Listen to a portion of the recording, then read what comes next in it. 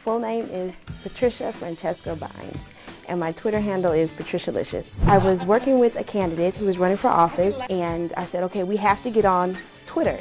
So that didn't work, but I wound up falling in love with Twitter. I usually tweet about politics that's going on at the local, the state, and you know, everybody has commentary on stuff at the national level. Who cares? I've have access to people that I normally wouldn't otherwise have access to in my regular everyday life. I've had invitations to join boards, invitations to for certain job opportunities. My name is Angela Ortman, and my Twitter handle is STL Wine Girl. I do food and wine classes, pairings, in-home tastings, wine dinners. I talk a lot about what I eat and drink, and for me it's showing you what I eat and drink and pairing it and talking about it.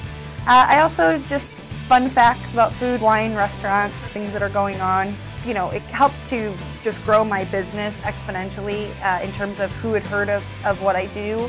It got me in contact with a lot of food and wine people in St. Louis without having to try to get to every single restaurant or every single event. So David Siteman Garland, and my Twitter handle is @TheRiseToTheTop. The short story is I'm an entrepreneur and an author, and I started something called The Rise to the Top, which is really #1 non-boring resource for building your business. I get to connect with like-minded entrepreneurs and guests and people like that, but the other thing is you'd be surprised of the real-life connections that happen because of Twitter. I was in Chicago.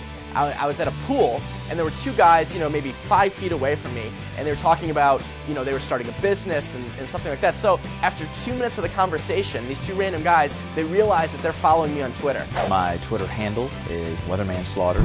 My real name is Anthony Slaughter. Forecasting the weather, I also like to find little quotes that I like, you know, that somebody will put up and just like retweet it. I just try to make it humorous and witty and interesting, you know, like anybody can tell you that the high is going to be 44 and the low is going to be 25, but what does that mean?